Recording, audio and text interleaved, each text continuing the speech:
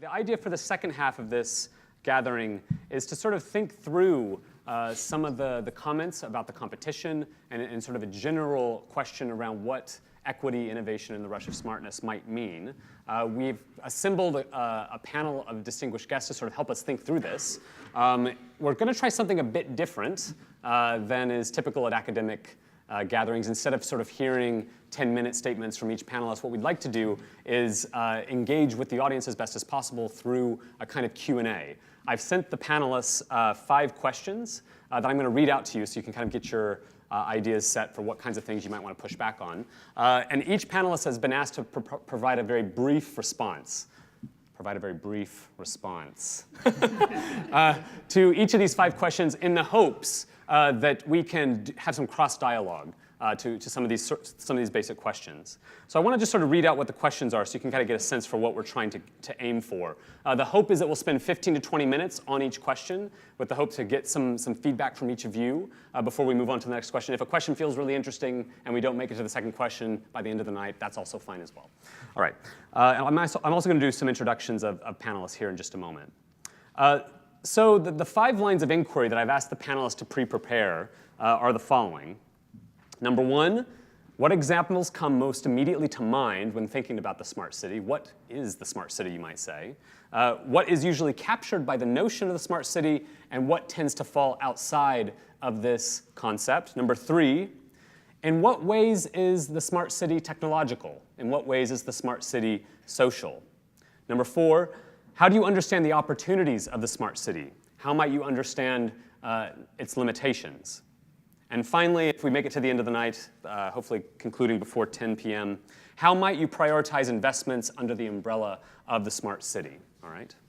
So we're going to take up each one of these questions one by one, having each panelist provide a brief response to the question, followed by a little bit of cross-cutting conversation, hopefully, with all of you and the panelists to sort of think through what our general responses to this might be.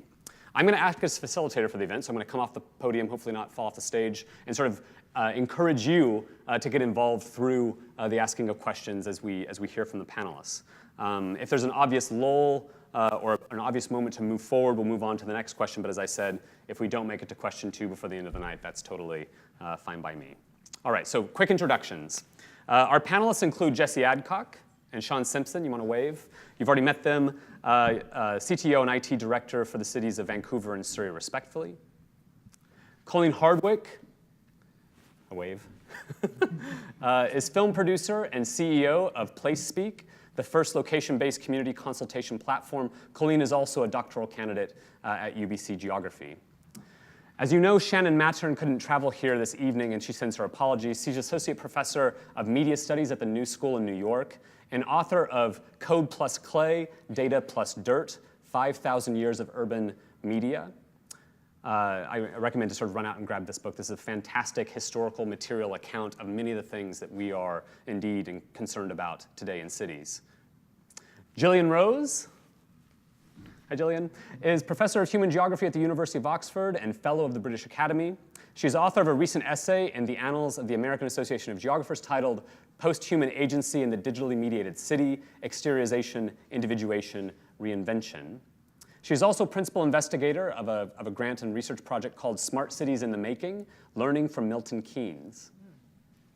Elvin Wiley, professor of geography and chair of urban studies coordinating committee at the University of British Columbia, and a perennial author and thinker on the new quantitative revolution and cognitive cultural capitalism, some of my favorite essays in our discipline. Andy Yan, director of city program, Simon Fraser University, and a recipient of the 2017 Planning Institute of British Columbia Award, Leadership in Advocacy and Innovation.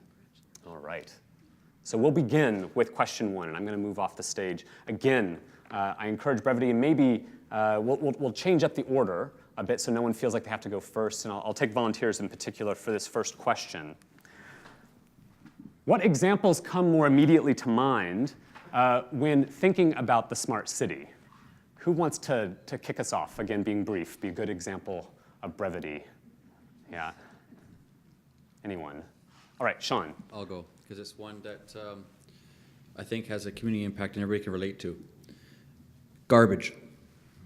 So a lot of municipalities have waste challenges, and so I think an innovative solution, one is that we put forward that we got a lot of recognition in the community for, because we are tackled with it every day. So, you know, we have recycling streams, green, blue, black, recycling, and organics, and landfill. And we have just recently put out trucks, and we opened up a new biofuel facility. The trucks collect the garbage every second week, and that organic waste is turned into natural gas, which is put back on the grid, any gas we don't need, and it fuels that fleet, and that's called a closed loop system. And that's something, again, I try to give these examples because when I'm out in this public, you know, a lot of people, it's very academic, but then there's these ones that everyday people really resonates with, and so that's kind of an example that I'll give, as well as the other ones I gave earlier. Okay, great. Who wants to go next? I guess I can go. All right, Jesse. I think, you know, I think for us, the end user citizen services has been a clear example of something that's been really, I guess, instrumental in changing how the city interacts with citizens. So we've got an app, our VanConnect app, and most cities now will have an app as well. And what's been really interesting with our app is it's gone beyond the report a pothole, report a street light out. And what we've done is we've actually created a whole set of functionality that can get activated at different times. So when you go into our app and it's, say, snowing outside, we have storm response widgets that we can swap out right away. And we have emergency response widgets. We have rain events. We have also created an ability to basically use the geolocation on your phone to link into our open data sets. So if you're, say, looking for an EV charging station, you can just geolocate and it'll go in and it'll query an open data set and it'll tell you what the closest EV charging station is. Same with drinking fountains or bike racks. The other interesting thing that we've done is that because the data is now being fed through that channel, we're able to map it. And we created a dashboard for our city manager right outside his office where he can actually see every digital service request coming in from mobile, web, and phone channels. So in real time, he's able to see hotspots represented on a virtual map and on a screen outside his office. And now what's interesting is staff are using it as a tool. So if they go out and they do a homeless count, they're able to use the app and pinpoint certain things. They're able to track all sorts of different issues in parks, you know, where something might get reported. We have cases now where somebody might report an incident at one of the beaches, and the park ranger will, because we've integrated the app to the back office fulfillment systems, the park ranger will actually get the work request while the individual who reported it is still walking around in the park, and they're able to resolve it and then get a message that the case is closed all during that same visit. Mm-hmm. So that's truly changed how we make decisions and how we respond to situations in the city. Cool. Thanks, Jesse. Next. Andy? The answer is D. Next question, please. Well, I think it's what comes to mind is actually for me, not necessarily within the smart city, is actually the deep need for wise neighborhoods. That I'm writing an essay on reflecting on my childhood in Strathcona, and it's actually like this kind of moment where you kind of realize, how did I end up here? And then it was actually the ability to grow up in Strathcona and the incredible physical and social and cultural relationships that emerge in the unique environment, in that unique urban design, urban kind of environment of Strathcona. And I think that it was kind of learning in the wisdom from the environment, the observation of connections, the foundations that you find of those in the path, in your past of both, you know, your both people you know and strangers. And I think that there's a kind of unique element in understanding that smart cities, I think, are inherently going to be dependent on building wise neighborhoods. Mm-hmm. Thanks, Andy. Yeah, Colleen. When I think about smart cities, the imagery that first comes to mind, you think about automation and sensors, and you think about fiber optics under curbs, and you think about the internet and smartphones and all the ways that we're collecting feedback. And all of this is in that context, surveilling people. It's gathering feedback based on people's behaviors that we're observing, and yes, it gives us good data for decision making in the way that we're observing people. But I always like to take a step back and think about what is the city that we're looking at. As a geographer, I always look at things through maps.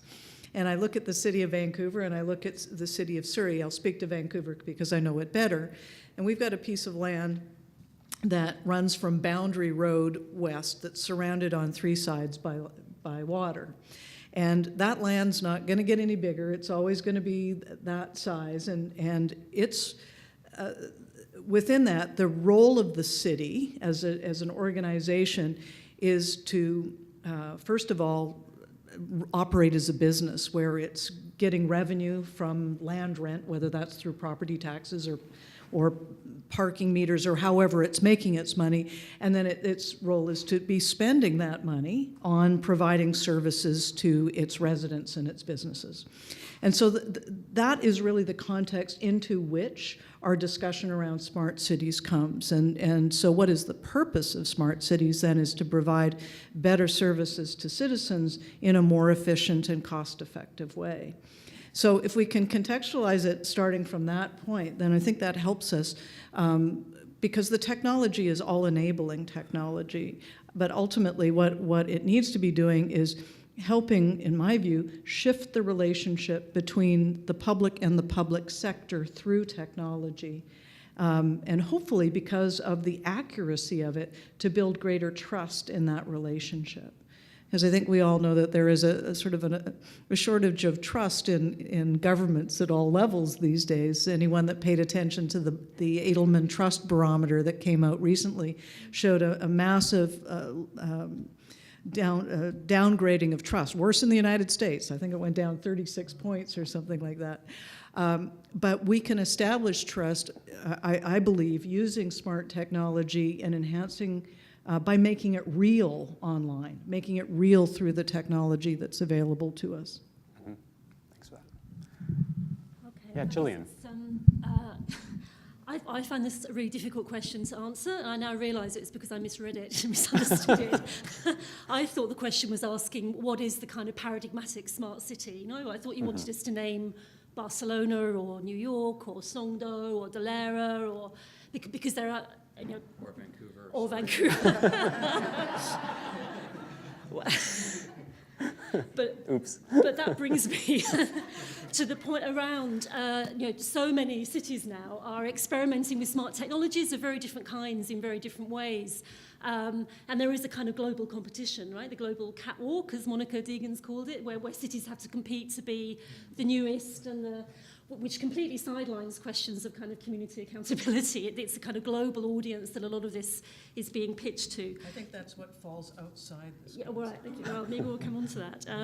So I was thinking around, I actually couldn't think of a paradigmatic smart city because they happen in so many different ways in different places. So, there are cities, existing cities, which kind of try to retrofit smart technologies to them. But there are also new build smart cities as well. I think also it might be interesting just to reflect on different forms of governance of smart.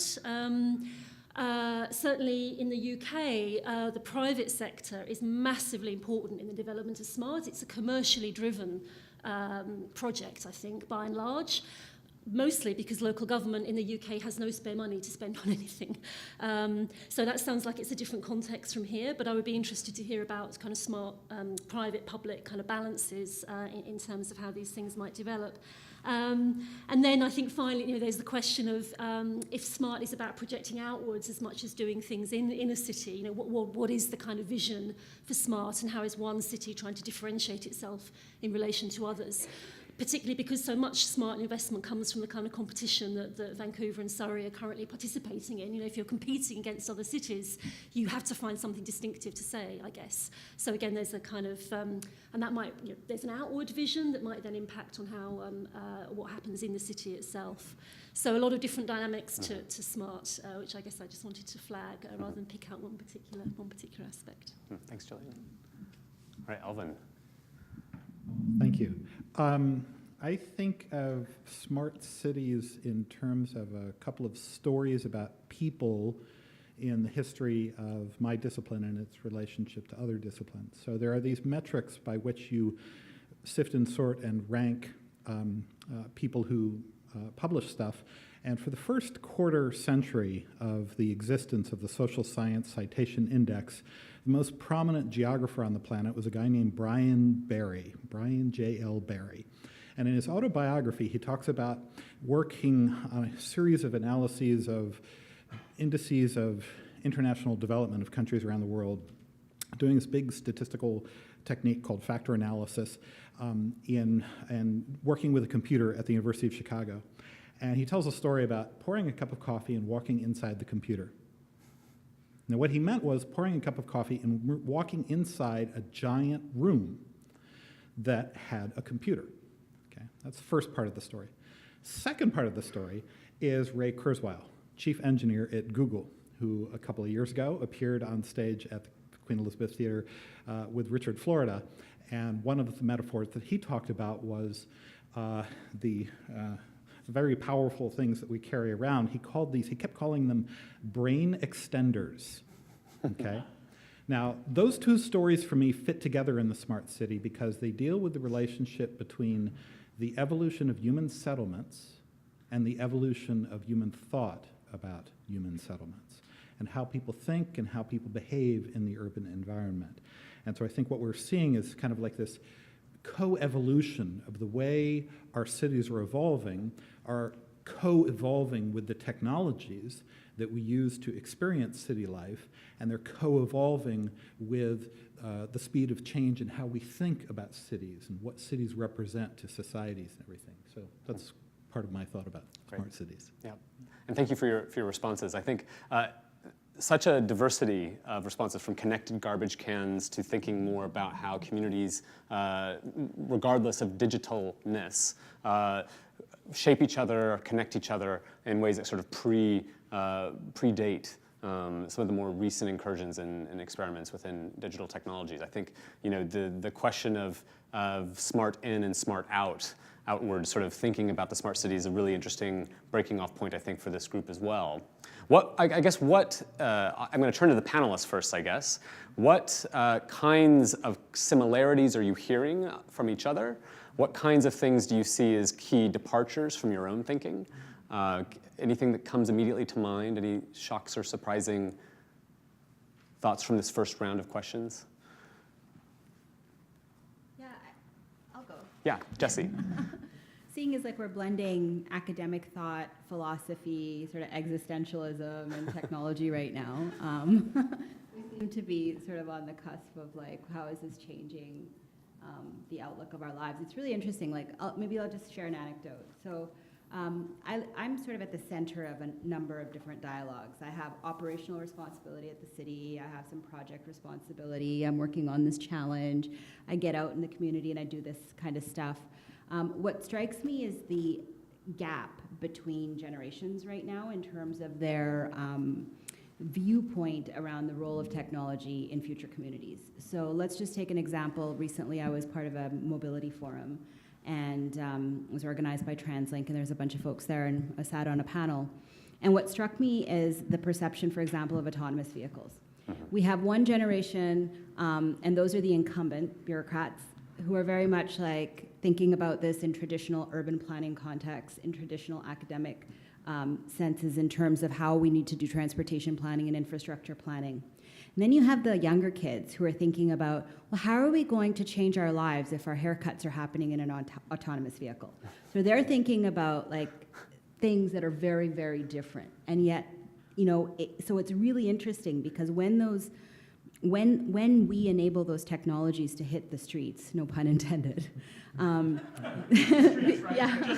just the street. This next generation is going to gobble that technology up because they're already imagining themselves in that paradigm. They're already imagining themselves, engaging in commercial transactions while they're commuting or not commuting. And being remote. And so their view of life is sort of different. That's what I kind of observe, is there's this sort of disconnect or this chasm between different people thinking about those types of technologies. Thank you. Any other panelists want to jump in at this point? Well, I mean, I once had a boss, and he hired a lot of smart people. And they were really, really smart. And the thing was, how did he test for the smartness? Was it the ability to spout out almost like a machine gun? Answers, solutions, drawings. It was asking a question. That was actually how he tested how smart you were. Did you have the wherewithal to ask, what is the question I am trying to answer? And it's how he interpreted someone to be smart, was to actually begin not with the answer, but with the question. I see Craig Jones in the crowd there, and we co-teach this wonderful, torturous 4-day course on community data science. And it's all these expectations that we're going to teach the latest and greatest in big data and actually how you learn great things along R, GIS, etc. And actually what we do is totally disappoint all the students on day one and actually bring it all back to ask, why are you here? What is the problem you're trying to solve? And then build that forward. And then begin to think about the various tools that we ought to approach. Mm-hmm. Thanks, Andy. Any other quick thoughts? Yeah, Colleen. Oh, that just brings me back to building greater trust in the relationship between the public and the public sector. Yeah, thanks. All right. Any other comments from the panelists before we open it up? All right, so when you think of this question, what examples come more immediately to mind when you think of the smart city? What's sort of bubbling to the surface in your own minds? Anyone want to, let's release a little steam in the room. Let's get us started. Who wants to start? You're going to have to shout it out. Yeah. I have a question about, what's a smart city? So I want to look at who belongs to the smart city. Because I guess one of the things that we know about the Lower Mainland, like a lot of cities, is that it's vastly unequal. And it's digitally unequal. So for example, there's very uneven access to an affordable internet and a reliable, consistent, and secure internet. And then there's very unequal access to appropriate devices, responsive design in the access to online services and education, digital education, especially for adults. So given those kind of complex issues of access and that they're uneven and it's a little bit more than just access to the internet, is there a concern about who gets included in the data that you're generating that informs the smart city? And who's in the algorithm and who isn't? And how is that going to shape, for example, even how the Surrey and Vancouver move forward with their competition? Because an online survey from citizens is not going to capture it's going to capture a lot of people, so I guess there's an issue around big data can be a lot of people, but the question is, who are those lots of people? Because even if you're missing 2%, if it's one group of 2%, you're missing everybody Right. that matters in that demographic. So I'd just like to complicate that a little and get the responses from people. Yeah, this is a great question. Thank you. Can we also release a few more questions maybe in the room before we tackle this really important Can I answer question? that one first? Oh, do you want to? Okay. Joe. Use the mic. Please use the mic, otherwise people on the internet won't hear you and I'll get angry texts. I'll give a very short answer. I think that's a fantastic question because it's all about people, to be honest. And actually, one of the focus areas of the challenge is empowerment and inclusion. Inclusion is very important consideration when you are informing which way you go. What are the problems you're trying to solve? How you're going to measure success? You have to be informed by all those different groups. And so, yes, we did do surveys online, but we also did street teams where we sent out people into the street to interview people that would not normally have the tools, the skills, or the means to participate in that dialogue. So we recognize that you can't capture everybody through all means. So we did, in both Surrey and Vancouver, as part of our challenge, go out and have street team interviews at SFUs and different neighborhoods all over the place. That was one way. Okay. Yeah, There's Colleen. also a difference between collecting feedback directly from people that you're wanting to have access and surveilling people and gathering feedback based on their behavior. Those are two entirely different things. But I think the long-form census did show us that internet penetration and use is very high in these two cities. The digital divide argument, while still in existence, is much less prevalent than it was even 5 years ago. Other reactions, comments, questions, pushback? Yeah. Can you hand the mic over to, yes? My question related to scaling down and scaling up. Scaling down in terms of from the city down to the neighborhood, down to the commercial street or down to the block, but scaling up in terms of, like, even in Vancouver, Vancouver is a part of Metro Vancouver, because both Surrey and Vancouver are part of Metro Vancouver, but also Vancouver as a city is not the largest city in Canada. And if you are competing on a national scale, and perhaps even on an international scale, and I'm going to say it slowly because it's hard to pronounce, replicability is important. And, because around the world, urbanization obviously is a big wave. And, as a country, people think of Canada as this big open space with big cities, but we're 80% urbanized, and perhaps even more than 80% now. And in other parts of the world, there's this urbanization is even more dire, if you will, in the sense of they have much larger urban concentrations and edges and all that sort of thing. And so the question was relating to scale and how what you're proposing is, and I'm going to say it slowly again, replicable. All right, asking a group of geographers and geography friends about scale. This should be interesting. Anyone want to jump in on this? Yeah, Jesse. Yeah, so that's a great point. And it's also one of the key evaluation criteria for the winning city in this particular circumstance. So Infrastructure Canada is using this as an opportunity, based on our conversations with them, to try and understand kind of the Canadian condition. They're using the challenge to collect information from cities across Canada around what are the major problems that we face. While there is only a handful of winners, there will be a lot of submitters. And so they are looking to aggregate that information. Now, that said, one of the winning bids will have that replicability. I've had some practice now over the last few months with the word.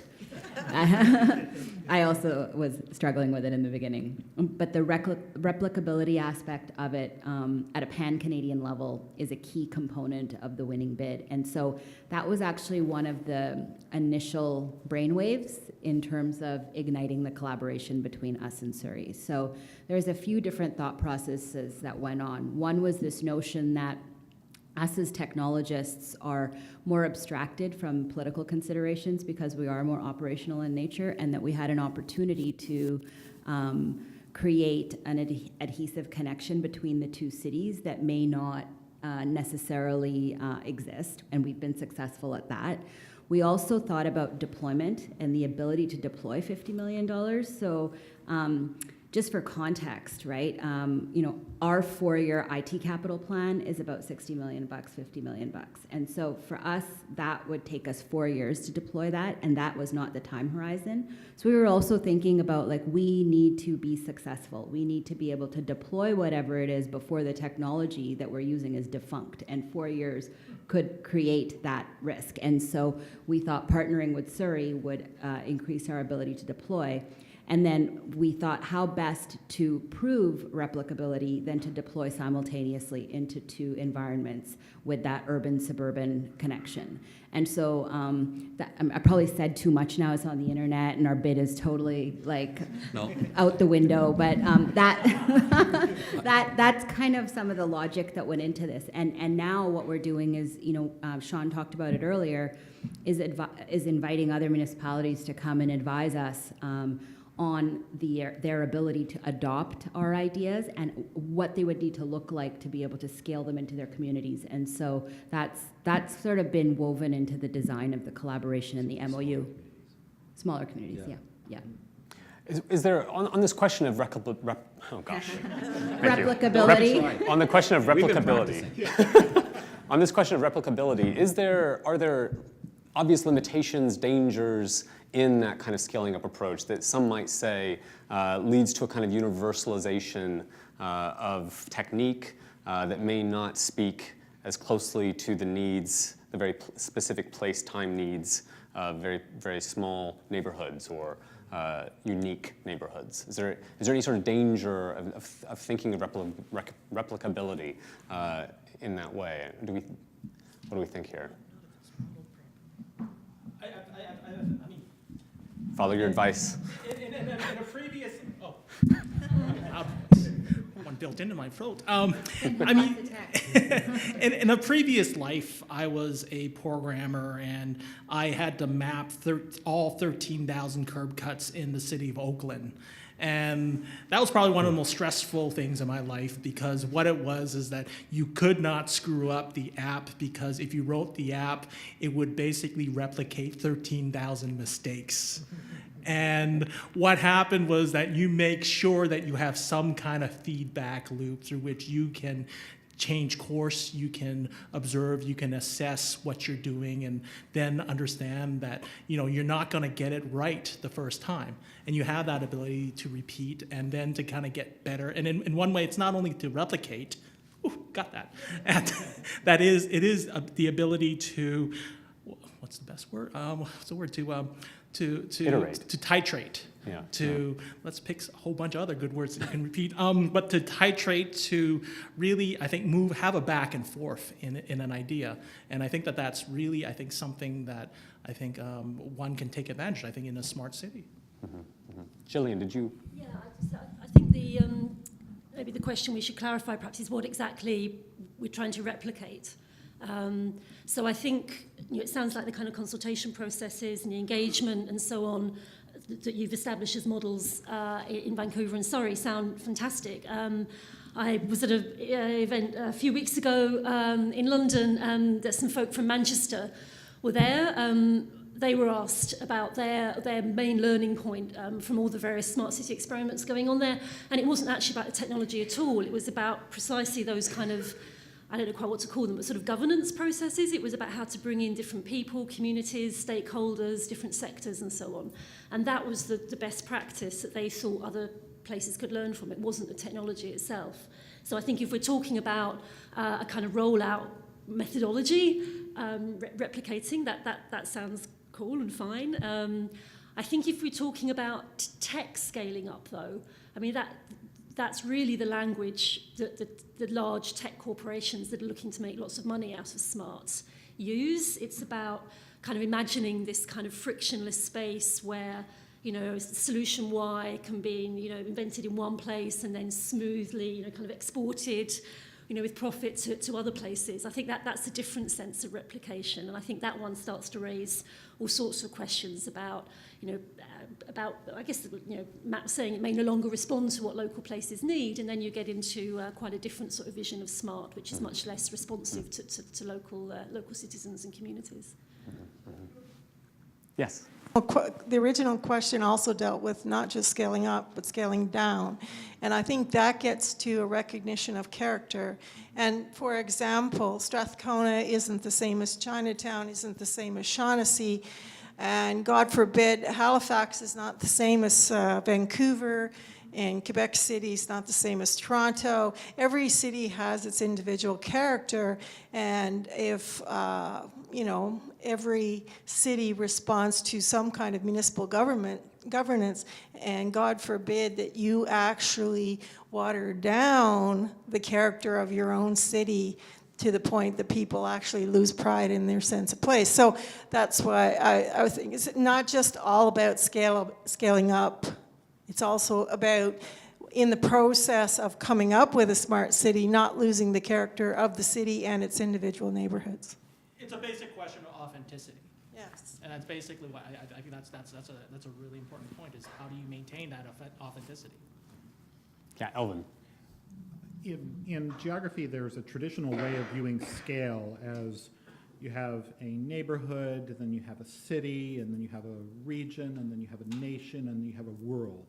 And it's nice and nested. It's like a Matryoshka doll, and everything fits inside each other. But theoretically, we've known for some time that every scale has relations with every other scale, and that those are constantly being reproduced. What we're simply seeing now is a massive generation gap in the speed at which that is happening. So every neighborhood is a blend of local and global processes. It's kind of, one theorist has used the idea of like bifocal glasses, that you have to see urbanism as bifocal, that partly you're seeing this neighborhood street, but then partly you're seeing the connections, the transnational connections around the world that that neighborhood has. All of that now is transnationally mediated. And so what I would say is what we're seeing now is an acceleration of this competitive process. One of the joys I get with, working with students is I get to learn from students who are much smarter than I am. And one of my students is working on this whole little genre of, apps to help cities learn from other cities. And it's a next phase of that best practice of the idea. But how can we take this idea that works over here and adapt it to the unique context of climate, of density, the history of transportation developments in a particular city or neighborhood, whether it's growing or declining, whether you're in Detroit or you're in Vancouver, for example, or it's political context. PRC handed out an app that would conveniently spy on people during the Umbrella Revolution. Great little cybernetic, technological transformations. But all of those processes are going faster and faster. Anyway, the part that one of my students is studying is called Tinder for cities. And how cities kind of learn from, whether this will match up and whether this will work here. But all of this is an intensification of a competitive process. So that what that requires us to do is to not see cities as these containers. Okay, here is a city, here's Surrey, here's Vancouver, and not even the region. We have to see all cities as expressions of an urban that is now planetary, and it includes rural areas as well. And every one of those expressions is changing, and smart cities are kind of like accelerating that process, for good and for ill. And so you have this transformation, this global transformation of urbanism, and every city is simply a manifestation of a deeper urbanism that's going faster and faster and faster. The metaphor that I like comes from a guy who writes on education, William Dereshevitz, and he introduced this metaphor describing students at competitive Ivy League institutions, and he called them bionic hamsters. Faster and faster and faster. And I think a lot of us as urbanites feel that. There is this intensified competition of urban life, especially in growing cities. So. Thanks for that, Alvin. From one bionic hamster to another. I think we've lost our PowerPoint, but I'm pretty sure I know what the second question is, and maybe we can move to the second question with our panelists. How do you feel? Yeah? Good? Okay, second question is, I believe, what is captured by the concept of the smart city and what remains outside of, right? What is usually captured by the notion of the smart city and what tends to fall outside of this concept? Should we just go left to right to the front of the room? Andy, do you want to start? What's captured? I mean, it's an interesting question because, of course, in preparation of this panel, the New York Times published an article. Yeah, that's it. The New York Times published an article in honor of this panel and talking about how tech envisions the ultimate startup, an entire city. And amidst this, it's talking about, one line is talking about Sidewalk Labs and their new relationship with Toronto, and actually how it's redeveloping parts of its waterfront towards doing it around from the internet up. And I think that already gives you a sense of what's going to be included in the Toronto bid. And that within the Toronto bid, I think that, part of my job and my last job was to suss out the competition, to kind of smoke them out, do an assessment. And I think that that's probably what they're going to push. It's going to be what is a city, a neighborhood that's going to look like from the internet up. And this goes on to my answer. My movement to the second question is what's going to be left out.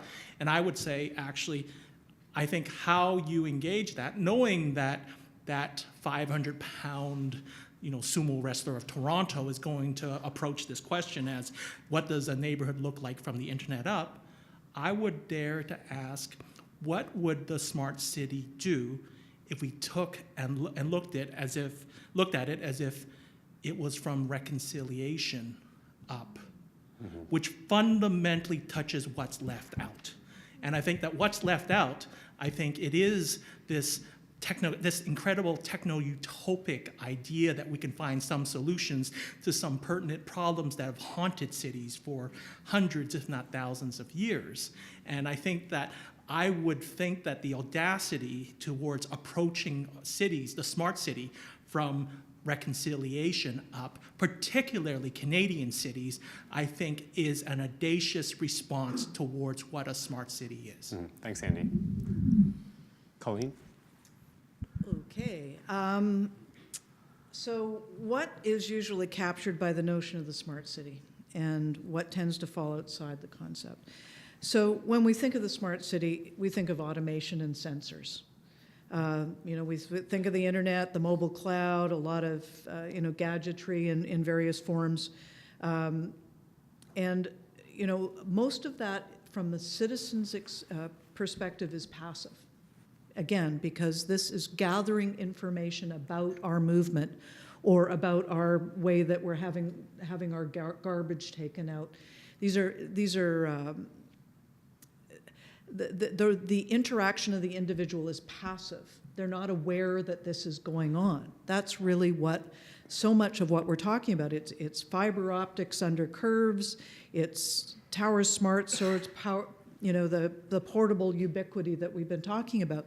So we have to. That is definitely what people think about when they think about smart cities. They think about connectivity and telecommunications, and again within the jurisdictional boundaries of the city.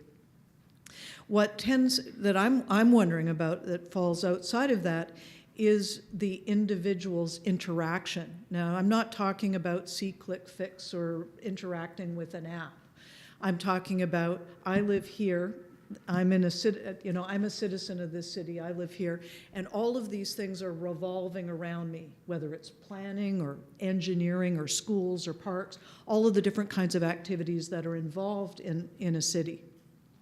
So what I'm interested in trying to knit together is a mixture of these two, both the sort of the passive surveillance component and the active, I'm a citizen, I'm authentic.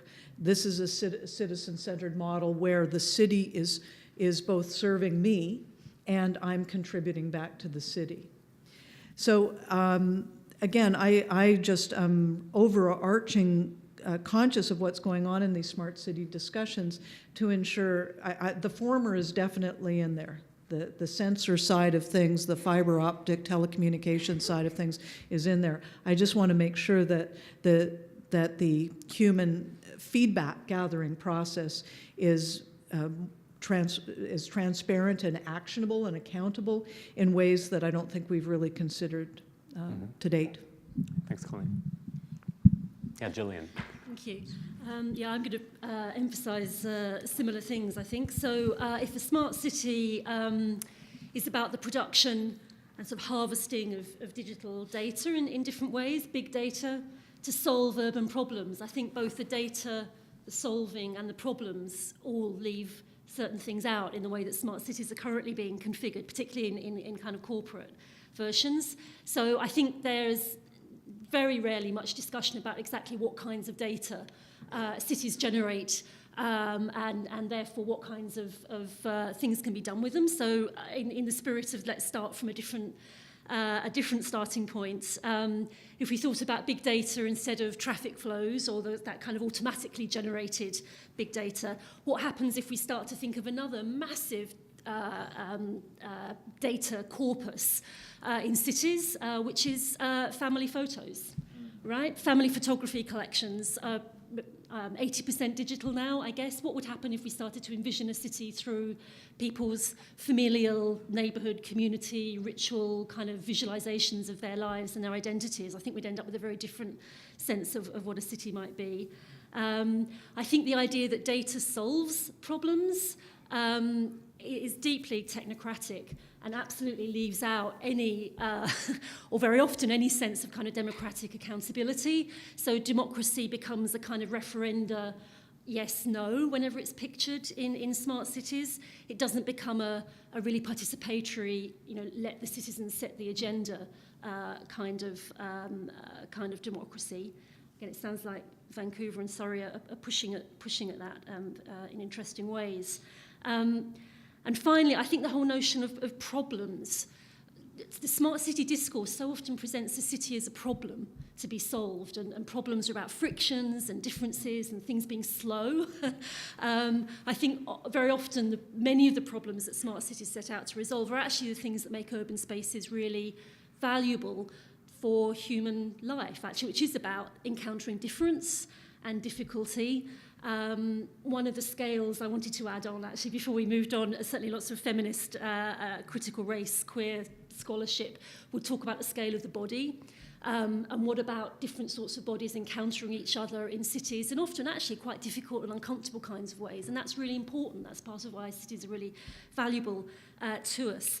And I think the idea that cities are a place where we shouldn't have any problems and everybody should always, things should work smoothly is just weird, actually. So absolutely, let's think about reconciliation, and that's why the urban space could be so fantastically productive and creative for us, rather than as a space that constantly has to be kind of smooth and friction free. Thanks, Julie. So Thank you. Thank you. Yeah, Shawn. Do I have to go? You I have to follow these guys. It's very interesting. You're going to hearing so many different perspectives on what a smart city is, and I'm learning a lot, and I really love this conversation. I go to a lot of smart city conferences around the world, and I'm still learning these new perspectives, and it's tremendous. And a lot of what I hear about what smart cities are will come back to outcomes, community outcomes, measurable outcomes, data, connected technology, as the federal government terms it, maturing organizations in their use of data, from lagging results to leading indicators, and from reports all the way through prescriptive and automation all the way to predictive, and then finally automating. I hear that a lot in discourse. One thing that we haven't touched on that I hear creeping up increasingly in conversations is security and cybersecurity. So all these sensors and information. I had the fortunate opportunity to go to Israel, which is one of the preeminent centers of cybersecurity in the world. They're further ahead, and you can imagine why. And one of the main discussions there was that they felt that was left out was, if we're going to automate all these things and we're going to bring all these systems into an integrated ecosystem, that poses a big security challenge. So if you think of all these different disconnected systems we have traffic systems which are disconnected from our parking systems, which are disconnected from our lighting systems, et cetera. Any smart city conversation now will talk about bringing these all into an integrated platform to make a more meaningful decision. But with that comes a lot of challenges in cybersecurity. As we go down autonomous and connected vehicle route, those vehicles will be talking to our infrastructure. And so we're buying or planning to buy infrastructure right now to replace. Will it be future-proofed to communicate with all the automakers in a secure means? This is going to increasingly come into our conversations. A lot of this times is forced to us from outside in. So, we all had smartphones, and we came to our workplace, and we were working in an older workplace, but at home we were much more modern. Same things happening at home. We have these smart fridges and Nest devices, et cetera, and they're all starting to get connected. And so people that are not traditionally in this role, like Jesse and I, we know about this stuff, but others in their business, they don't. And so they're starting to consider these things. So that's going to be increasingly in the conversation. Mm-hmm. Thanks. All right, Elvin, what's in the concept, what's out of it?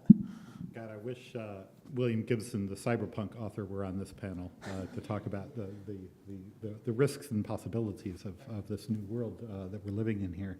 I think one of the things that strikes me when I think of the innovations that Jesse and Shawn have described, the speed of response and kind of the networks, and whether we're talking about garbage and the sensors that kind of can automate and make that more efficient, or the speed of parks response, it's just, this is amazing. I think it forces me to think about smart cities in a different way in terms of data.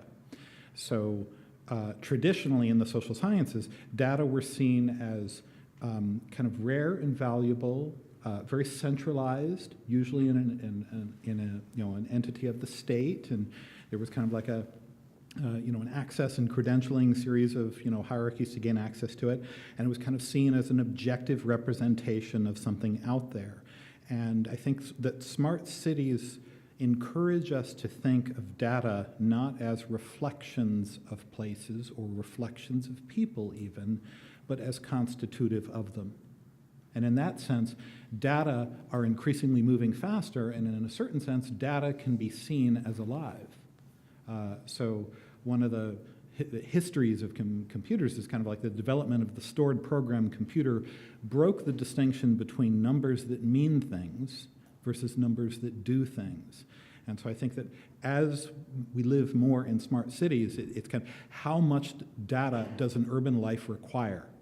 That's a question that it has more and more meaning each year and everything. So I don't know exactly where that takes us, but it requires us to think of data in a much more dynamic sense of it not just reflecting something, but actually constituting what happens in a city. Thanks, Helen. Yeah, Jesse. Oh boy.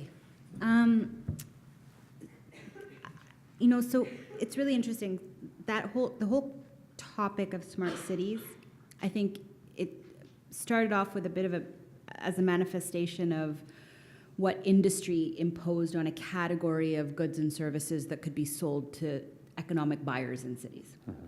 And initially, I think the term has been around. If I hear, there's some guys from IBM I've talked to who are like, oh, smart cities, I was doing that 20 years ago. You guys think it's new, but it's not. And I hear what he's saying. Mm-hmm. But I think originally, cities weren't ready for the conversation. And now what we have is we have a finite amount of resources in cities, whether it be human resources or economic resources, capacity, whatever it might be. And there is an abundance of opportunity in terms of you could manage this better, faster if you did it this way. You could replace your aging infrastructure with this new shiny version. You could replace and collapse these 5 systems and put in this one system. And so part of the job that Shawn and I'm kind of speaking for you, Shawn, is because I'm imagining you're in the same boat, is trying to figure out what to do and what not to do and when to do it. And so things that guide me, and this goes back to what Colleen said at the beginning, is like, what is the purpose of a city? Our purpose is to keep the city safe, to plan the city, to make sure that where we compete for revenue, we're competitive, people have access, we're not increasing the digital divide, we're not contributing to inequity between different groups. And I think what's smart and what's not comes down to the individual city and how they've organized to deal with the opportunities and what they choose to do and what they don't choose to do. And I think it's going to vary depending on which city you go into. Thanks for that. All right. Among the panelists, what are we hearing similar, hearing differences? How do we, anyone want to comment quickly on other responses? 93% of startups fail. Uh-oh. I wouldn't be using that as a model. Just saying. No, for me, this was really interesting because I want to know what's in and what's out. Ultimately, it's about gathering data. We talk about evidence-based decision-making, and so that's really what we're talking about here, is informing our decision-making and public policy with the best available data, which is either going to be based on gathering it through what I call surveillance activities, or through, which I'm hoping it's still in the conversation, which will hopefully lead us into the next question, which is to what extent is it social, geosocial, and interactive as we're able to connect more and more people to place online in ways that we can be gathering data from them directly. Mm-hmm. That's great. Yeah, Andy. But I think one of the things to be absolutely, admittedly, with this discussion of smart cities, I have to admit, I've taken up the millennial thing about Netflix and chill, and I think within the Netflix and chilling, it's been watching Black Mirror. That crap will give you nightmares, and it's not so terrible. It will give you nightmares about really what does a possible techno dystopian future looks like, and I think that the question in this discussion of what's in and what's out of a smart city actually is part of perhaps a secondary question of who's in and who's out in the smart city. And what are you going to do about it? Because I think this question about what is the purpose of the city, then I think fundamentally it enters the question about how do we deal with people's right to the city? And does technology have a role towards enhancing, embracing, empowering people's right to the city? Yes. Cool. Absolutely. Other thoughts? Audience, your responses, pushback, questions. Yeah. Do we have a microphone? Just behind you. Well, I'm curious about the right to opt out. Not everybody wants to be part of the Right, the question- smart city, and what happens to privacy and unique circumstances and that kind of thing. Yeah, in case you didn't hear, the question was the right to opt out.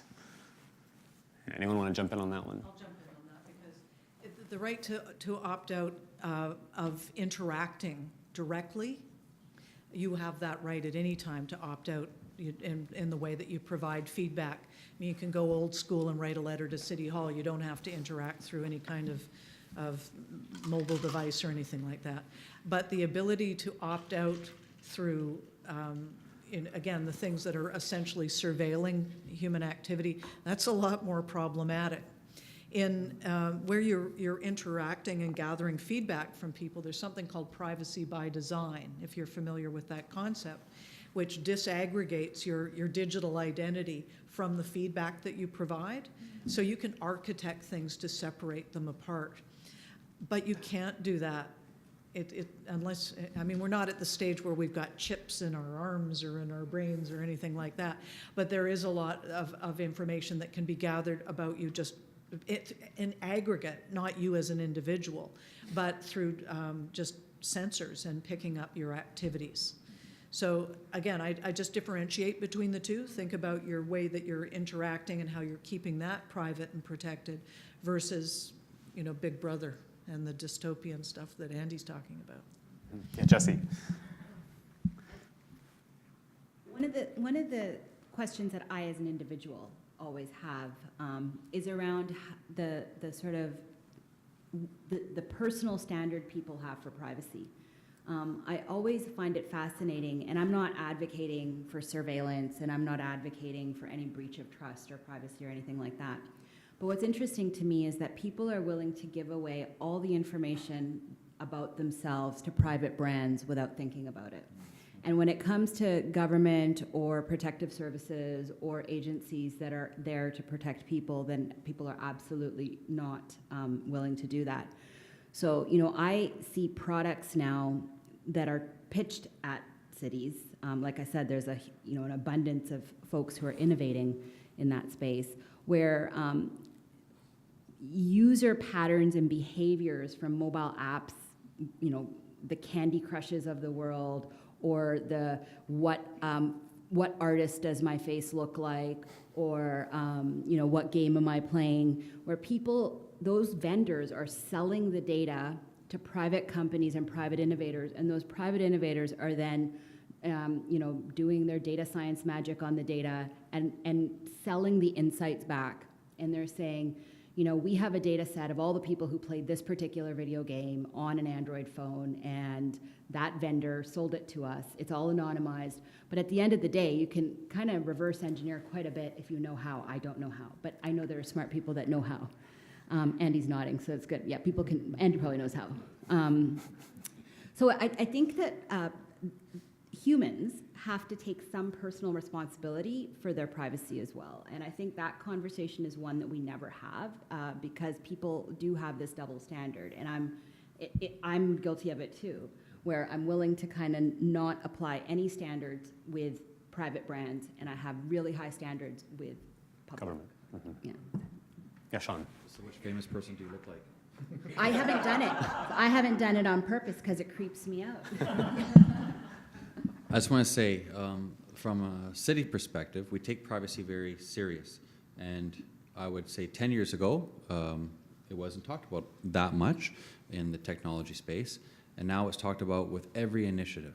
So with every initiative that we embark on, that I have to sign for, we go through two processes, well, many processes, but there's a privacy impact assessment. And so there's a short form and a long form, and we have to identify what information is personally identifiable. And if there isn't, then great, we can go to the next stages.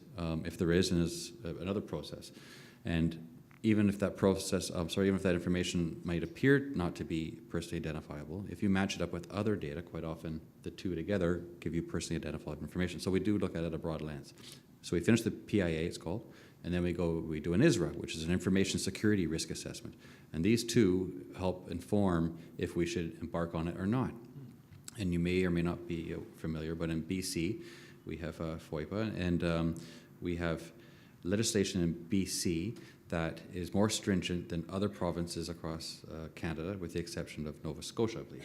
So our two provinces have the most stringent, which means that when all these vendors come and knock on our door, and every day there's many that knock on our door for smart initiatives, and it's the word smart on every single initiative across our desk. Not blockchain. They increasingly, these vendors from America are wanting to sell us things, and they have the cloud, and we have to say, okay, great, where's your data center? And then this starts a conversation, and well, it's spread across the world, and it's increasingly every single conversation we have now. So privacy is now at the forefront of most of everything we do internally. And then also, it's not just me as the leader in IT, but we put all new staff through our privacy training as you come onboarding to the city. So it's starting to spread into the consciousness of what we do. Cool. Alvin, did you want to jump in? Yeah.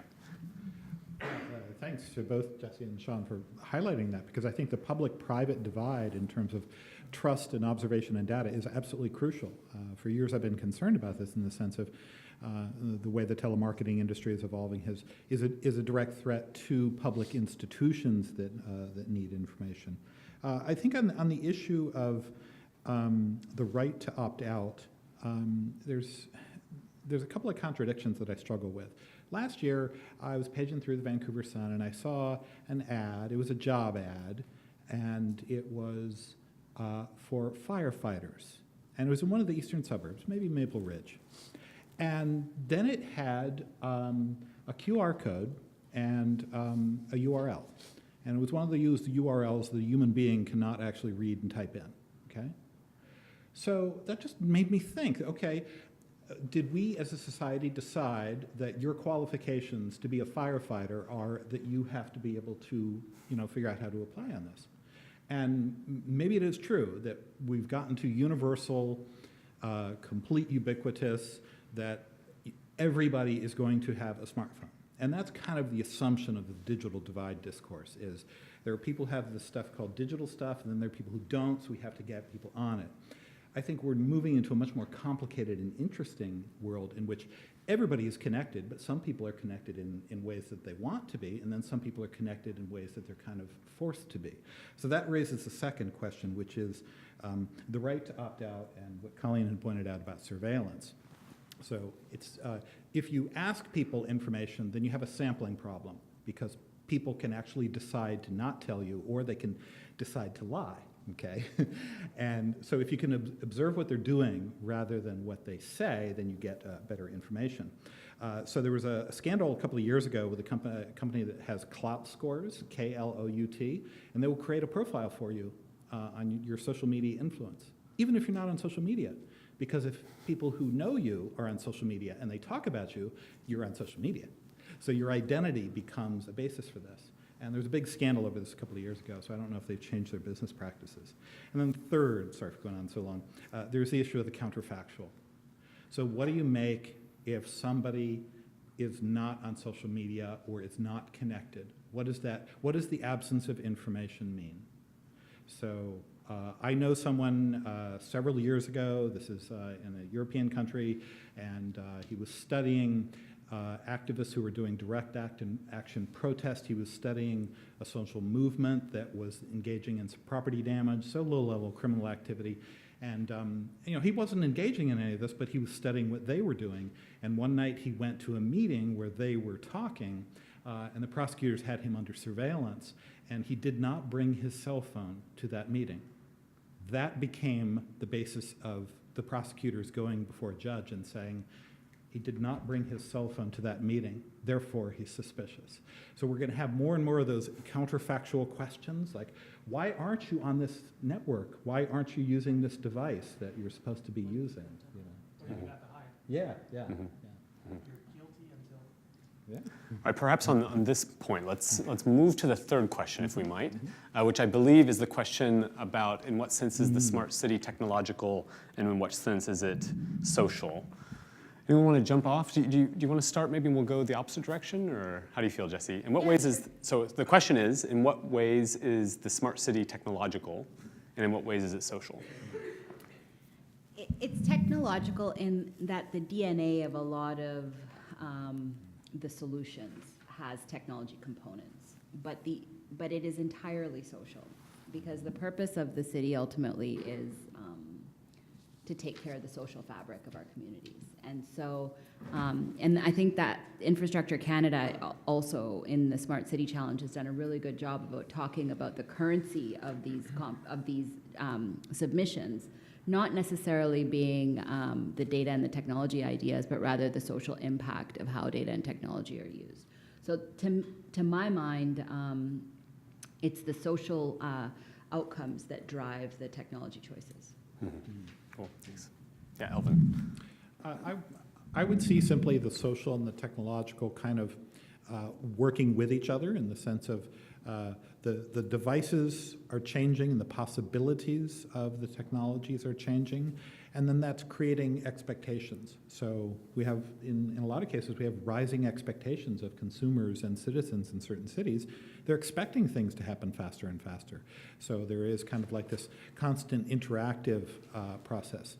I don't think that it's linear, that it only goes in one direction.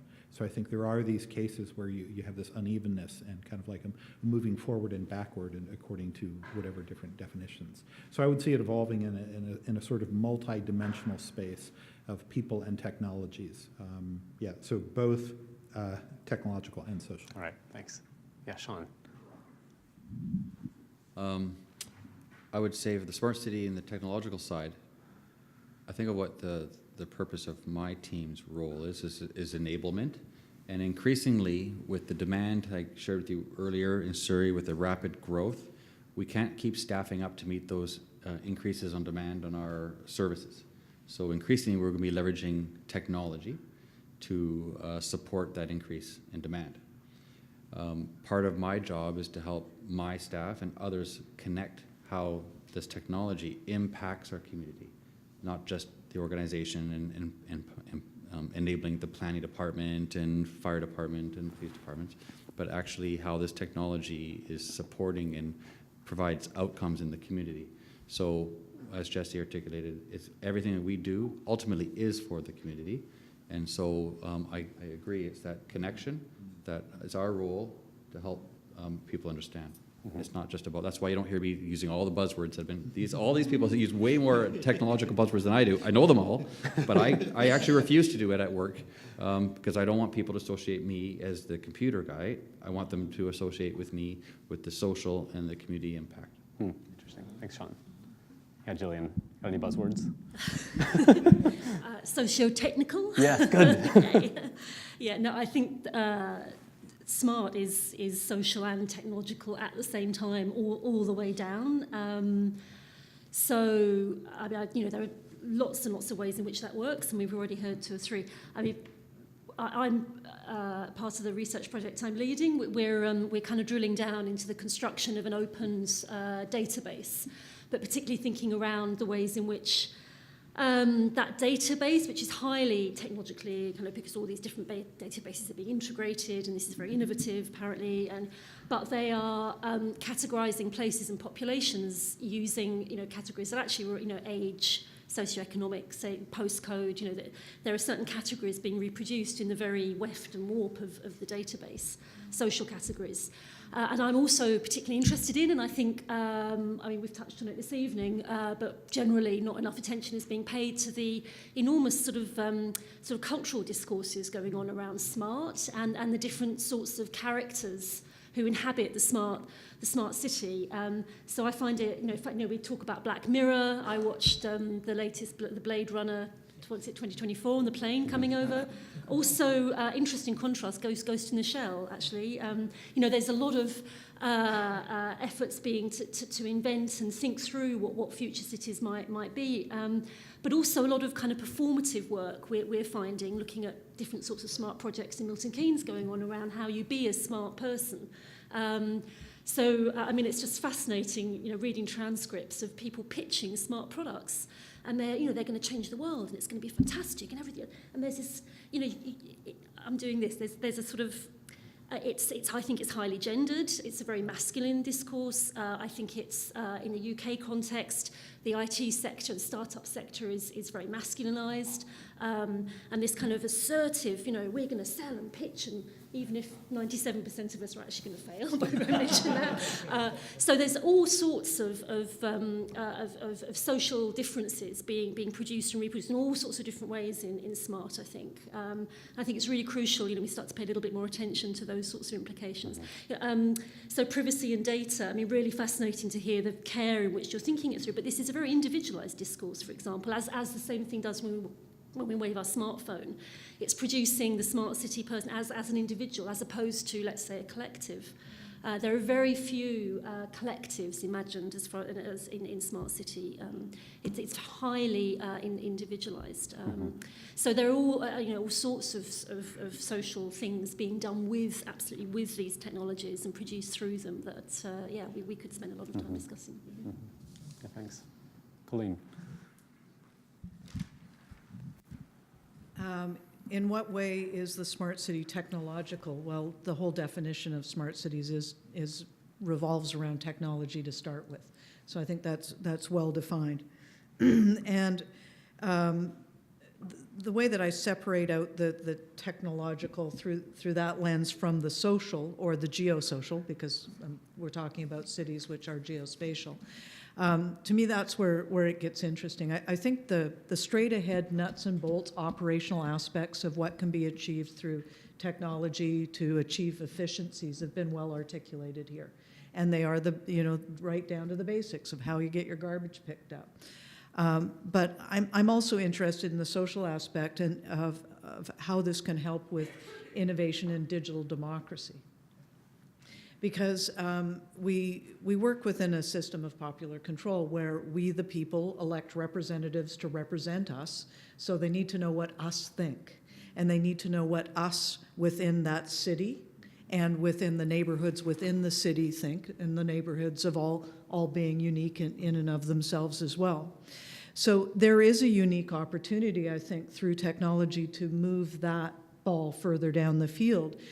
We can be using systems to inform people. For example, there are a whole bunch of different things that cities do. They inform you about proposed land use change. If there's a rezoning or development permit application, they put up a sign, they send out a flyer, they put an ad in the newspaper. And that's just land use change, transportation, even things like movie permits. All of these things are tied into systems that can be using open data, for example, to be automating those notifications to keep people informed. Because the first step in a civil society is having people informed so that they can be engaged. And then you want to be able to consult with them and involve them, collaborate and empower with them on a sort of a rising scale. So to me, that's where the social really starts to come into place, because I believe that through this technology that we can be fostering the development of not social networks the way that we think of them with Facebook and Twitter, but civic networks where we're able to see people engaging online, because we are talking about technology here, geospatially. And being able to do that in a data-driven way that's going to be producing evidence to inform our decision-making and our policy development. So to me, those are the interesting social aspects of the art of the possible through technology that can be driving the agenda of strengthening democracy and civil society within cities. Thanks. Yeah, Andy. Right. Well, I think that a lot of times for me, I have to admit, I always see technology as a means, as really a means that does change incredibly fast. It is changing very, very fast. And I think that I have the utmost confidence that it will change, and we're able to kind of reach levels of efficiency and levels of just better ways of expending limited resources. And I think that's fine. But I think that what is the most interesting aspect of the smart city isn't necessarily the what, it's the why. And it's fundamentally going in towards the much deeper reasons of why we do it, of culture, of values. And I think that it's the opportunity as we use under the, I guess in this case, the evolution, the auspices of a smart city, that we can really revisit these almost eternal questions for cities that ever since they've been around. And I think that that's really one of also understanding the rates of social change, that very much, technology does offer, a element of change. But then, of course, for real social change, for having women the right to vote, the fact that I can enter a profession in Vancouver is about culture. It's about, if you will, hacking the deepest code of cities, which is culture. And I think that that's the opportunity in kind of thinking smart cities is actually not worried about, those lines of code controlling a garbage can, but it is actually entering the lines of code that create our communities, the community codes, if you will. Cool, thanks for that. All right, in the interest of time, questions. I think there was a question over here. Yeah, go ahead. I think you had your hand up first. Go ahead. Yeah, let's get the microphone over to you. Thank you. So I work in tech. When I think about social, I think about hack nights.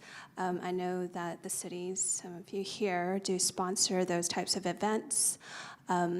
What has been the outcomes of those hack nights, and has anything sustainable come out of them? Mm-hmm.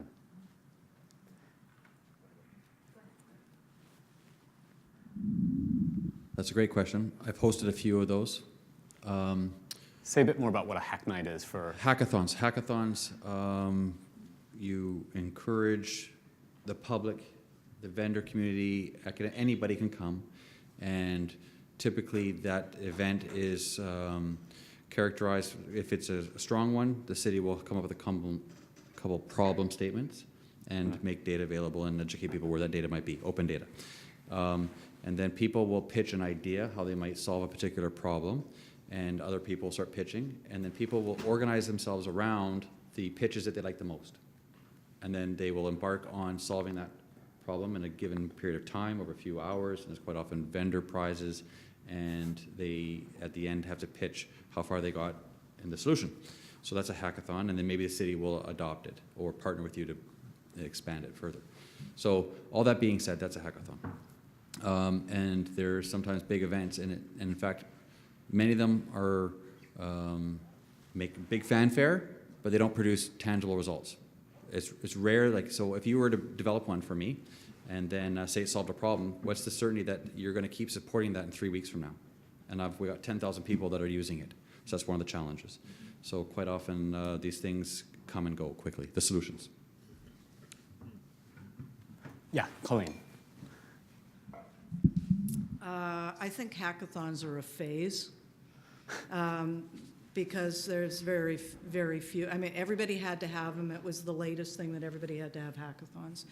And I can think of a solution that came out of that, and that was Recollect, which was David Eves and Luke Kloss, who basically took garbage schedules and made it so that you can get notified when it's time, the day to take your garbage out, and whether it's the green box or the garbage today.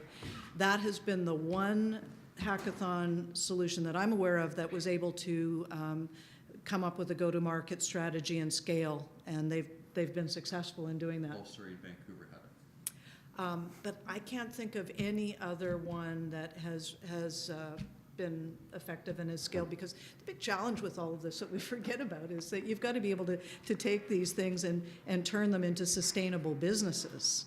And so whereas they're an interesting and fun thing to do in community building, I've just not seen any consistent outcomes.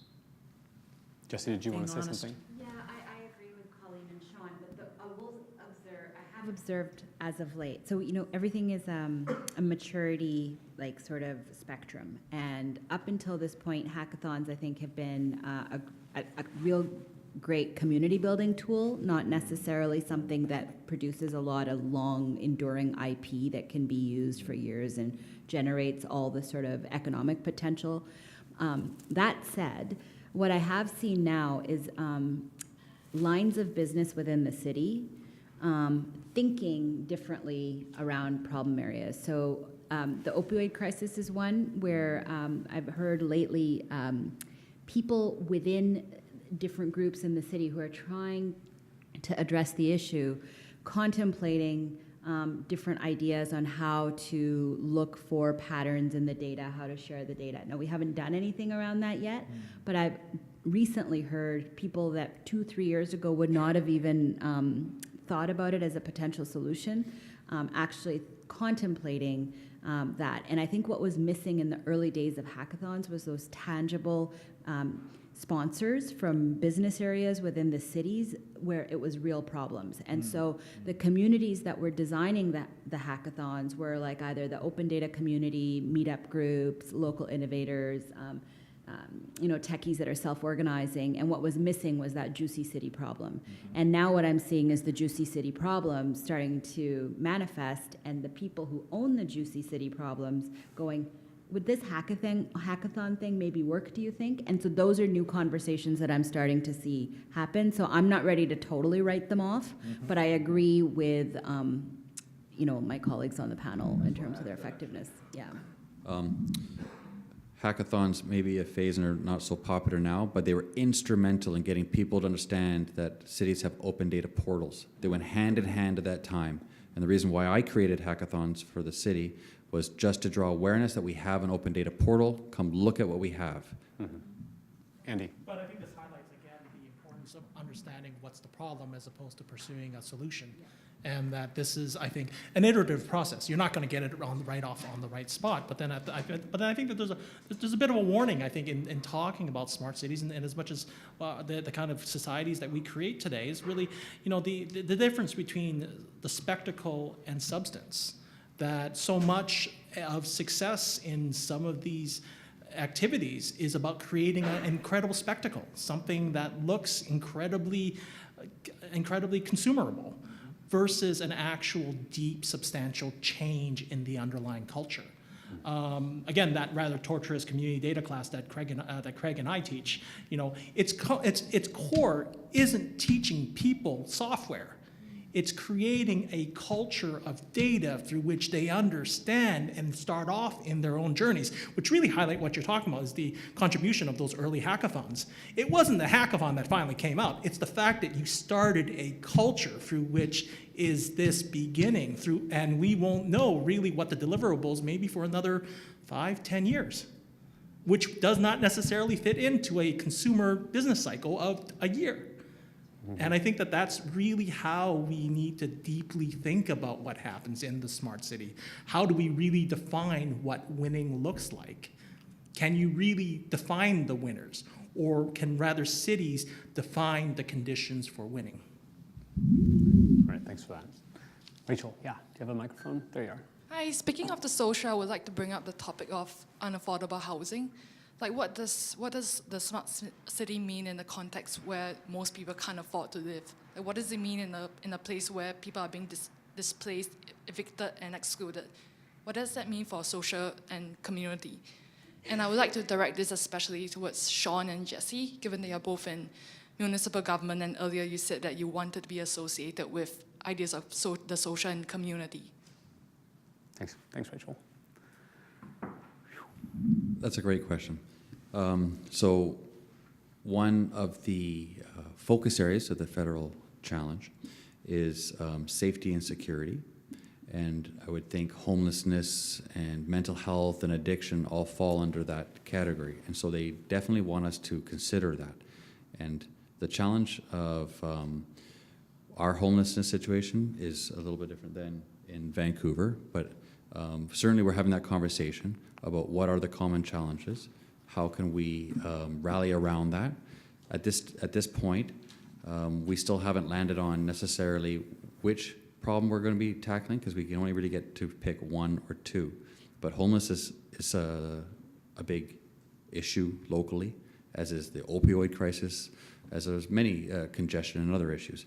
When we go and ask the public, what are the areas that you want us to focus on, transportation rises to the top, inclusion, and a few others. So it's part of the conversation right now. We don't have a solution for it. I mean, I think Vancouver said they're going to solve homelessness by a certain date. Of course it's not solved. I don't have a specific answer for you on that. Yeah, I mean, I think it's a valid point, right? So what's the point of having cities if teachers can't afford to live in the city, or, you know, first responders can't afford to own a home, or, you know, there's lessons to be learned from cities like San Francisco, global cities like Paris and London and New York and others, where the problems that we're facing now in Vancouver, to some extent, maybe not specifically the same, that they have occurred in other jurisdictions. There's no silver bullet to solve affordable housing. There's no silver bullet to manifest homes that fit within our income brackets. There's no solution to the unfairness of living in certain areas where the income inequity is greater than in other areas. And data and technology alone is not going to solve those problems. I think we as individuals, you know, have to look at the broad spectrum of instruments and look at data and technology as a potential tool to help the larger problem, but it's definitely not a silver bullet, and there's no algorithm that's going to fix our density issues or our vacancy problems or, you know, income inequality. So, I mean, I think that your question is almost impossible to answer in an acceptable way. All I can say is that we have to continue to work that problem, because the problem doesn't have a finish line, right? You get closer to it and the line moves out. And that's sort of the nature of where we live. And I think Andy does a lot of great work in educating a lot of us in terms of like how to think about these things. And you know, I certainly appreciate Andy's insights and other people like Andy who do big thinking. And, you know, if I could be in a position in my job to potentially identify one or two project areas that could help give people like Andy more data, or to give our planners more data, to give our politicians more information or insight that could lead to one or two tweaks, I would be very happy with my contribution to it. But is it going to solve it? I mean, I think it's a much bigger problem than like a smart city technology could solve. Mm-hmm. Colleen, yeah. We can't, within the city, control the cost of land, which is really that's the biggest single problem is the land cost. But we can do other things, and starting with property taxes and other taxes that are taken at the city level. If smart cities and the technology that we're talking about here can be done in an efficient way, and I'm talking about cost efficiency as well as operational efficiency, we can, you know, maybe stop spending so much money on certain things, hold the line on taxes, and that will go, to me, would be a first step in trying, if the cities can keep their costs down that they're passing along to the citizens and to the businesses, that can at least mitigate on a certain level some of the unaffordable aspects of the city. All right, we're down to the last few moments. Anyone have a pressing question before we draw this toward a close? Yeah. Okay, go ahead, Emily. Get that microphone back to you somehow. Thank you. I just wanted to thank everyone so far. It's been a really informative panel discussion. I can't see you behind the projector. Oh. No, there's this thing in the middle. I can't see you. Oh, we can hear you, Emily. We can't see you. Right. Yeah. Yeah, I just wanted to thank everyone. It's been a really informative discussion. So we've discussed security, privacy, observance, and surveillance, and just now safety. So I'm curious how policing might change in a smart city. Anyone want to respond to that? Yeah, Elvin. Thanks, Emily. There's this explosion of literature on this in just the past couple of years about predictive policing and what is being called algorithmic governance. Most of this literature is coming out of the U.S. There's a tiny portion of it that focuses on Canadian subjects, but there's a couple of things that come out of that. One is that a growing number of decisions on recidivism and sentencing after probation violations and things like that are coming to rely on a private company's predicted score of the likelihood of you recommitting crime. And then there's really interesting work. There was just an article published in the flagship journal of our discipline just last month on kind of like the history of predictive policing programs in the city of Chicago. And what's really interesting about it is that once information enters that data ecosystem and is used for decisions, then it becomes impossible for you to distinguish between data as a representation of reality and data as a production of reality. So if you rely on information to make a decision, if that information is inaccurate, it doesn't matter. The action still happened. So you have to have a circuitry of observation and action, and that circuitry is going faster and faster. And I think it is changing policing because it's allocating the decision of where to allocate resources. It's altering the perception and the public legitimacy of the order maintenance policing, the broken windows type of policing, and it's also bringing in a whole series of societal biases. Once they come in and are encoded into information that's embedded into these algorithms, then it changes a whole bunch of things institutionally. One of these, in the U.S., there's a legal precedent and case law on what's called disparate impact, which is a seemingly neutral practice that has disparate impacts by race, gender, ethnicity, other aspects of civil rights law. Even though the actual decision might look neutral, it has a disparate impact.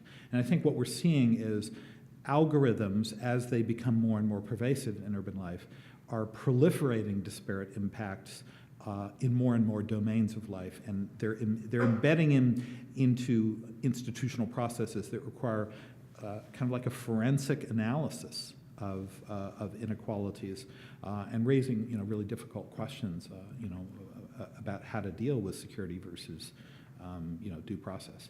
So. Thanks for that. Any other responses? Yeah, Jillian. Thank you. Sorry.